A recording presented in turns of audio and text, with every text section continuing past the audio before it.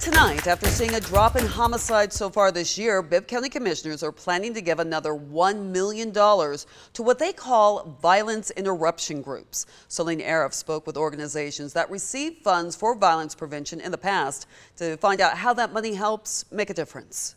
In the Pleasant Hill neighborhood, Dominique Johnson manages a program called Cure Violence. We detect the violence, we interrupt, and we change the cultural norms. So we deal with high-risk individuals. They do important work, but it's not always the safest. That's why he's thankful for the funding the county gave them in the past through Macon Violence Prevention. They'll pay the salaries of my team who goes out and risks their lives every day. He said his team stays plugged into everything happening in Pleasant Hill so they can catch violence before it gets out of hand. Perpetrators will do the crime. Someone then wants to retaliate. What we do, we come in and mitigate the retaliation. Jeremy Grisson is the Macon Violence Prevention coordinator. He said they decided to provide additional funding to groups like Johnson's because squashing out violence takes time. We've seen a downward trend in violence, and that's what we want to see, but we still have a lot of work to do.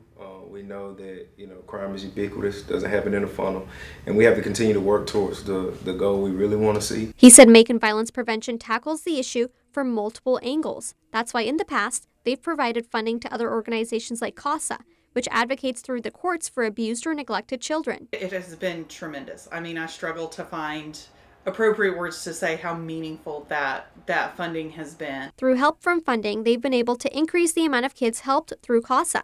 Now they're looking for more volunteers to help with those additional children, something Patterson calls a good problem. Different groups trying different solutions to make a difference. Reporting in Macon, Celine Arif, 13 WMAZ News.